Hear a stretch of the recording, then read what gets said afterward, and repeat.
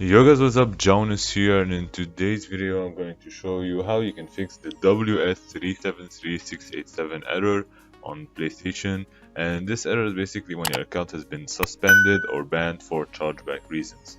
Now if you go on the PlayStation website and you try to contact PlayStation support in the section concerning account and security and then bans and suspensions, you have suspension on PSN for violating any of the rules, or you have suspended due to a chargeback. And then once you click here or the link in the description, which will redirect you to this page, you'll see that your account can be suspended if, for example, let us say you bought a game or something and then you decided to contact your bank and file a chargeback, and this way you'll get your money back. Or just if you get charged by mistake, you tell the bank about it and then they refund you your money.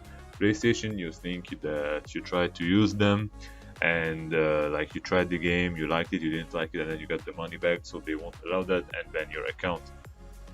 But in case this is actually a mistake, or like you got really charged and you didn't want to do it or you didn't mean to do it, you can explain it to PlayStation by clicking on restore account access, and then this will redirect you to a support request form. You choose ban suspended requests. You go ahead from here and fill out your information: first name, last name, email address, phone number. Then you select your country, you put your PSN online ID and your sign-in ID, and the sign-in ID is your email that you use for PlayStation. Email is the email you want to be contacted on. And then for here in the description, you will say, like, for example, hello, I got charged X amount of money on my account and I didn't actually make a purchase, so I filed a chargeback and told my bank about it. This is not a purchase that I have done by myself, it's a mistake from Sony, I believe.